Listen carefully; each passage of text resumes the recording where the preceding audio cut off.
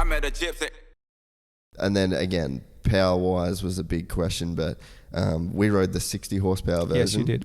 How much faster is the 80 horsepower version? Is it? It's a lot more to handle. Yeah, the 60, it's fucking fast. Like, honestly, Yeah. it's very hard to... But if you compare 60 horsepower is basically a factory.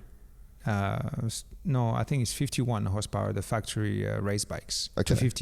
250. 250 is around 61 to 62. Okay. So, no, 51 to 52. Yep. That's where they are about powers. And the 60 horsepower is basically the stock 450 today's. Yeah. Imagine a real race 450 is a lot of power to handle. And that's the experience we want to give to people. What would you choose to ride? Would you choose to ride the 80 or do you dial that back a bit? Because from riding the 60, I mean, I think it depends on fast. 60 is for me. I'm like you. I like a lot the 350s. You know, because it's good to know. Yeah, 450s are awesome, but today there are a lot of power to handle also. And on the 350, I feel like you get the best world of both. I know at some point when Antonio Caoli was racing with it and winning championship, it was a very highlighted bike, and a lot of people start riding it, and they kind of faded away. But for me, as a rider, I still feel like it's a good medium power, and it's enough power. And I like also the lightness of it that you get into it. So it's like, it's you can go as fast. I mean, there's no question that with the 350 or 250, you can look at today the lap times into the MXGP. Some tracks, you got, 250 guys who are running faster than the 450s. So the power is really how you deliver and how you make it to the ground, but how you handle the bike also. So that's, at the end of the day, do I want the full horsepower? In some occasion, yes, I want to. I want to have the option to have it. Will I use it every day? Probably not, because sometimes it's too much. You get to a track which is a little bit slippery, a little bit hard pack. I would kind of like to decrease a little bit of power to get that traction and go fast. And when I get more tackiness, definitely I want more horsepower to be able to do it. And now, basically, you can do it. You can have the option of doing it. And that's something that people don't, they are like, okay, I'm in that groove and I stay in that groove. No, now it's open in front of you and you can choose. And that's, I think, a big plus by choosing. Yeah, so okay, that's good to know then, because I definitely don't know that I would have been rushing to ride an 80 horsepower VARG on the day that we rode. I'm sure it's like, some people want to try it because, I want to try the 80 horsepower, but it's normal, it's a guy thing. I think at the end of the day, I'm sorry, there's a lot of girls racing and they are very good at it too, but it's like, a testosterone kind of thing. Yeah, no, 100%. All right, what else have I got? I guess we've probably covered the motor. Is there anything else you think is worth talking about on the motor front? I mean, like motor side, you question. got everything. After is the chassis side. I mean, definitely the little tricks, that the boys worked on it.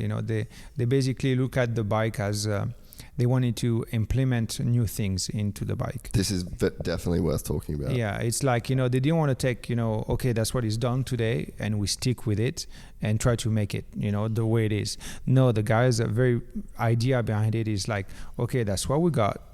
Let's try to find things that we can do better. Yeah. And things that have been in place for many years that we don't even think about changing, that is easy and better for the customer. And that's what, that's what the foot pegs came that way. That's why the chain adjuster came that way.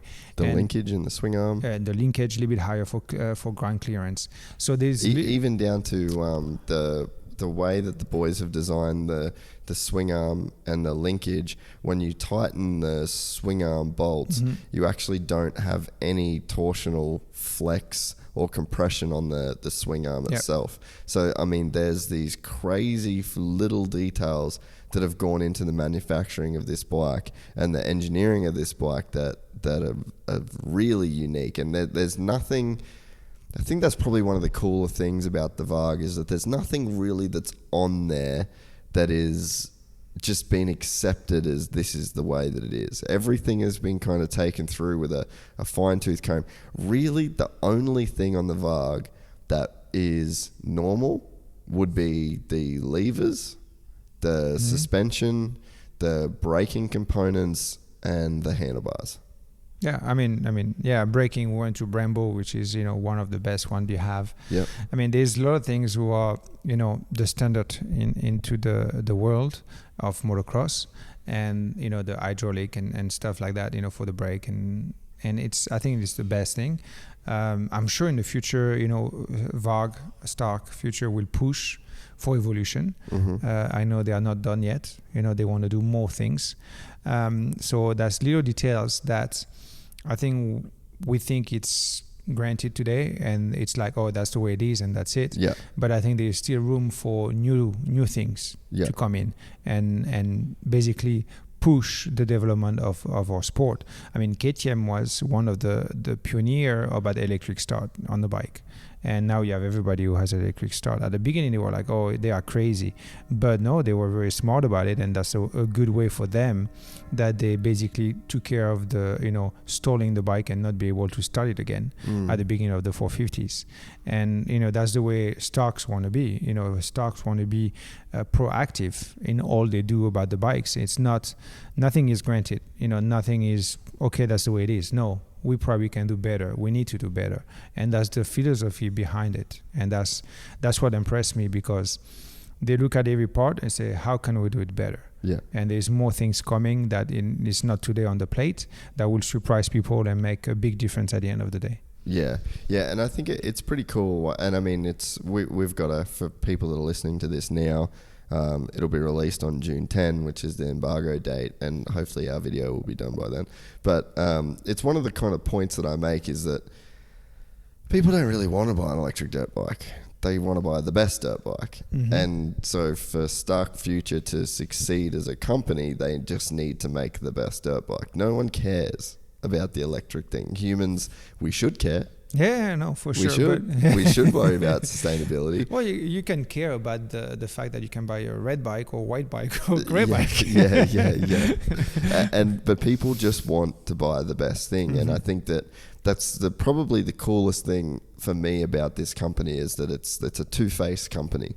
There's the one side of the face is about sustainability, and it really does. Anton really is committed to that, and he's pushing in every angle, for that, for sure. And I mean, to the plastics that are being used, to the everything. There's a lot that goes into it on that side. Unfortunately, people just don't give a fuck about that. Yeah, but I'm telling you, every day we are, I'm there, and we are always having that, conversation. Yep. Okay, we want to do this, we want to use that. Yeah, but is it eco-friendly? Is it sustainable? It's like always, every day, Anton is right there and says, no, we cannot do that this way, because find another solution.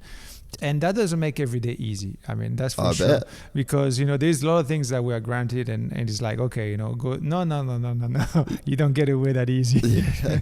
But then I think what's so cool is that the company then has the other face to it, which is, okay, we know that this just isn't we're not going to be able to sell people on sustainability. People aren't just going to go, yep, I'm going to throw my gas-powered bikes away. The only way that happens is if it's better. Exactly. And so, I mean, it must be such a cool position for you to be in as a test rider and as a developer to just, that's the core principle, as well as just this has to be the best bike, because it's the only way the company succeeds. And I'm really excited about it because they wanted to go into racing also, and we are working with federation to make it possible. I mean, I know some federation are already open. They changed the rules.